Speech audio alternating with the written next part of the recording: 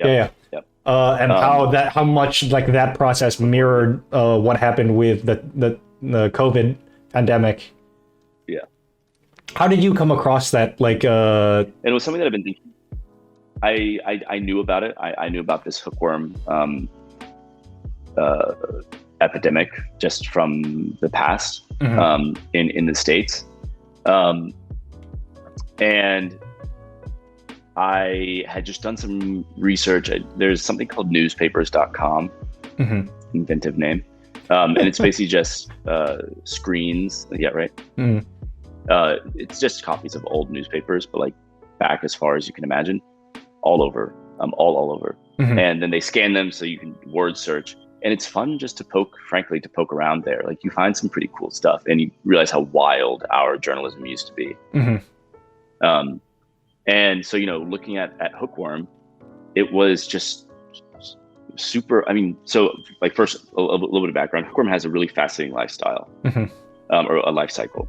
There's two types of hookworm, colloquially called like old world hookworm and new world hookworm. So there's the hookworm that was in Europe that was very widely known and understood. Mhm.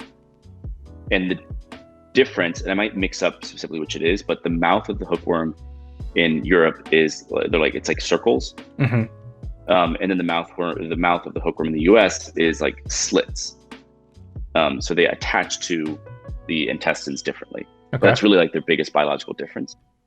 So hookworm was never thought to be in the Americas, and certainly not in North America. Mhm.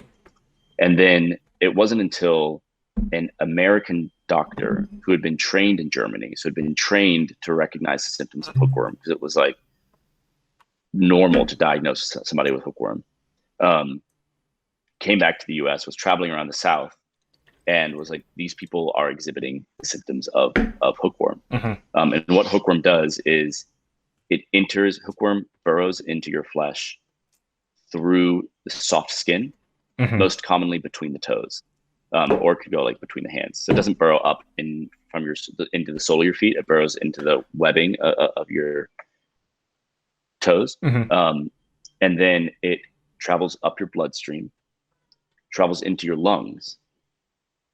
When you cough or when you clear your throat and then you swallow, Mhm. you're essentially coughing up phlegm from your lungs and then you're swallowing it. So you're coughing up these larvae, which I don't know if they're still larvae at that stage, Uh-huh. whatever stage in life they are. So you cough them up and then you swallow. So then they go into your intestines and then they make their way down to their intestines. And then that's when they hook on, Mhm. to your intestines. And then they start giving birth to eggs. You defecate the eggs. If you, are defecating somewhere that either just like on soil or somewhere that doesn't have strong sewage, that mixes in with the water, with the ground. And then a child's outside running barefoot, something that has some sewage water in it, and you know Mhm. it burrows into them. So what's interesting is that each hookworm that you are infected with has individually entered your body. They can't like multiply within your body. Does Huh. that make sense? Yeah. So Like what they kind of give makes birth to you eggs, but the eggs have to leave your body. but like the symptoms are they Mhm. mostly connected to like the respiratory stuff, or is it so No, one no, of the no, ways not at that all. So the symptoms, okay. yeah, the symptoms are anemia. So Mhm. with your throat, like you're clearing your throat a lot more than you recognize. So that's just like a normal life cycle. Mhm. The main symptom, or like the main signifying symptom, like the one that really makes it obvious that you have it, is if your toes itch a lot. It's Mhm. called ground itch, or do itch. Like something else you can look up in newspapers.com is ground itch or do itch, and it's all about hookworm. But the main symptom, like the main big picture symptom, the reason it's an issue is because it causes anemia. Mhm. And if a child has severe anemia early on, then everything about them is going to slow down from a development perspective. Mhm. And so they just later puberty, a slower mental development, much slower physical development. It's the same as a child having severe anemia. Mhm. So how did you like how did you start kind of like researching and like thinking about its parallels, at least the way that Yeah. the people responded to being told that they had like a hookworm. How did you Yeah. find those So parallels obviously, with between the hookworm epidemic and the COVID sure. pandemic? So I started off by just as doing general research around hookworm, and this was even before the pandemic. Hmm. Had recognized that what the main issue was with hookworm in the South was that the treatment was funded by Rockefeller. Hmm. Which And is this was like the obviously model, this was the equivalent of like Bill Gates, essentially. exactly, yeah, yeah. So Rockefeller gave 1 million to the treatment of hookworm and basically deployed a bunch of northern doctors Hmm. to go around the South and treat people. Um, and so what I and this is post Civil War, post Reconstruction. Hmm. The South hasn't been doing well economically. The North is in the middle of this extreme, modernization, industrialization. Hmm. It's just a very time for the South. Um, and so what I realized just by generally researching hookworm, because hookworm is an easy thing to research, like Hmm. it's an easy thing to search. You're not going to get stuff that's not about hookworm if you're Googling or if you're searching for hookworm on newspapers.com. And what I realized is that these issues of Rockefeller came over again. And usually it was like, basically, like, fuck Rockefeller. This isn't an issue, and the South can deal with this ourselves. Hmm. So But then also there's like that very the evolution into maybe this is a problem, but we can solve it exactly, without exactly. your medicine. The medicine that you would give Yep. us is going to kill people. Hmm. Yep. So then, like also looking, then you saw that, which was like outright denial, and then you saw some that were like, okay, fine, it's an issue, but like we can deal with it ourselves. We don't need your money. And Hmm. then there was this like, it's an issue and you need to get away because you're trying to hurt us. Hmm. Like you're giving us lies, you're trying to hurt us. And then there's also this narrative of like, oh, actually, the reason that the South hasn't been doing well, and by hasn't been doing well, we mean the Civil War, Hmm. Reconstruction, not developing, is because of hookworm. So even using it as a reason that the South, um, lost the Civil War effectively, like putting hookworm over Southern history and trying to say it's not actually anything to do with us. Like we are not worse in the South. We just happen to have this hookworm.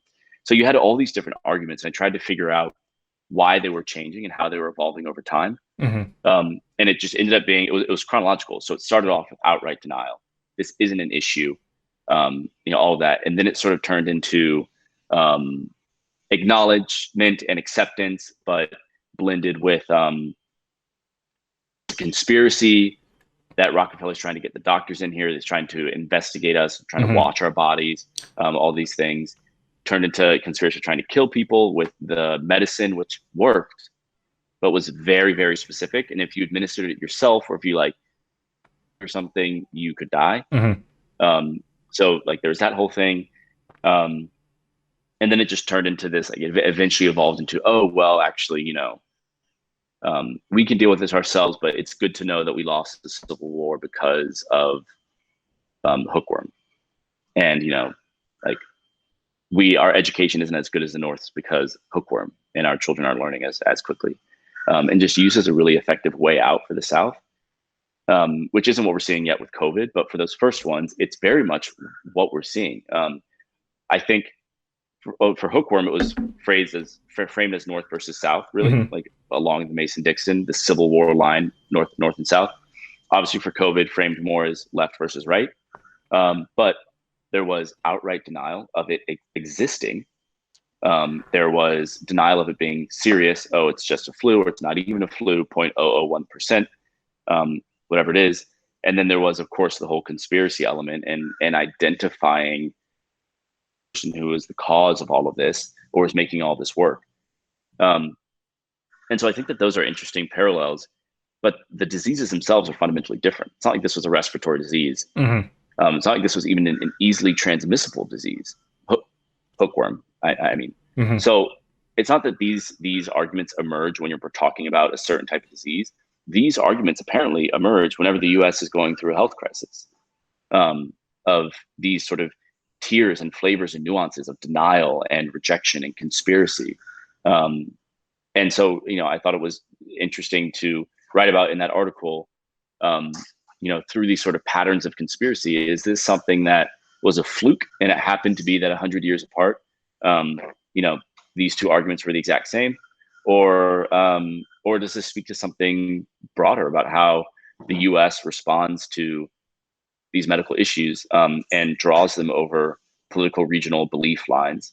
And I think we'll see, how the coronavirus argument emerges. And something else that's missing here that I'd love to go back and do some more research on is the Spanish flu, Mhm. and see how those Yeah, conversations I were was just about to ask about that. in America.